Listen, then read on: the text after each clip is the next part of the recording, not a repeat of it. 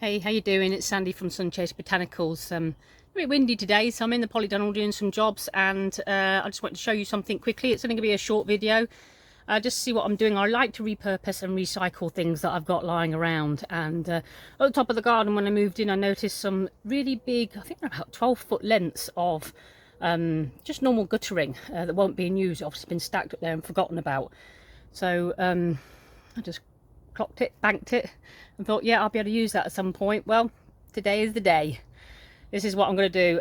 I've actually pre-cut the 12-foot lengths into 3 smaller pieces, so about 4 foot each, maybe 3.5 foot, and then I've got a drill and I've drilled some holes in it. And what do you think I'm going to make? Something here for the polytunnel to use most of the space. So flip the camera and pan down and show you what I've been doing. So here we go.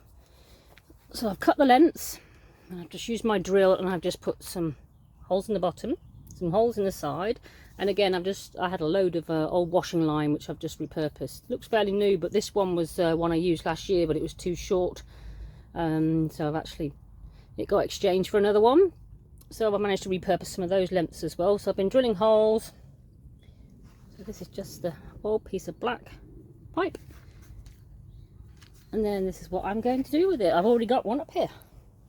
This is my second one. Here we go. I've suspended it off the beams that I used to reinforce the polytunnel with, and I hope you can see in there, filled it with compost, and I've made some little hanging seed trays. And what I'm going to do with these is I've already planted this one up. I've put some peas in there because I need to make the most of all the space that I've got in the polytunnel. So I've put some peas in there that were already starting to sprout. You can see one poking up there. And then these are going to be pea shoots. I'm not going to let them all get into big plants. So it moves. It only swings a little bit because it's on quite a good tensed. It's been tightened here at the top, and I can adjust this. I haven't tied it off completely, so if I need to get these down, I can, and move them outside or bring them down and empty it all out.